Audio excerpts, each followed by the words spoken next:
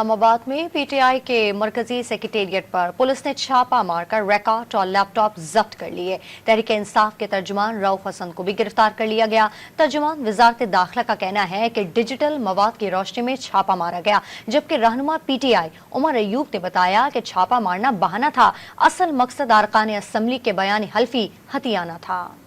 اسلام آباد میں پی ٹی آئی کے مرکزی سیکریٹریٹ پر پولیس کا چھاپا۔ کیپٹل پولیس کے اہلکاروں نے دفتر سے ریکارڈ ضبط کر لیا، لیپ ٹاپ بھی ساتھ لے گئے۔ پی ٹی آئی کے ترجمان رؤف حسن کو بھی حراست میں لے لیا۔ کارروائی کے دوران تحریک انصاف کے مرکزی دفتر کو اسلام آباد پولیس نے چاروں اطراف سے گھیرے میں لیے رکھا۔ ترجمان وزارت داخلہ کا کہنا ہے کہ ڈیجیٹل مواد کی روشنی میں پی ٹی آئی کے ڈیجیٹل میڈیا ونگ پر پولیس اور ایف آئی اے کی ٹیم نے چھاپا مارا۔ کارروائی کے دوران رؤف حسن اور احمد وقاص جنجوا کو گرفتار کیا گیا۔ ڈیجیٹل میڈیا مہم کی تحقیق کے لیے جے آئی ٹی تشکیل دی جا رہی ہے، جبکہ سیکورٹی ذرائع کا دعویٰ ہے کہ پی ٹی آئی کا ڈیجیٹل میڈیا مرکز انٹرنیشنل ڈس انفارمیشن کا مرکز بنا ہوا تھا، جہاں سے ملک دشمن ایجنسیوں کے ساتھ مل کر پاکستان مخالف پروپیگنڈا کیا جاتا تھا۔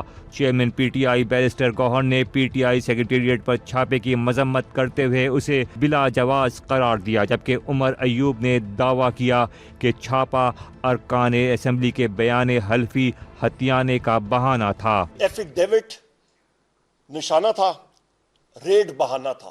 اس فارم 47 گورنمنٹ اور انٹیلیجنس ایجنسیز ان کو یہ چیز بالکل ہی ہضم نہیں ہو رہی کہ سپریم کورٹ نے جو فیصلہ اپنا سنایا اس پہ ریزرو سیٹس کے حوالے سے مائنورٹیز کا اس میں انکلوڈڈ ہے کہ وہ پاکستان تحریک انصاف کو کیوں ملے۔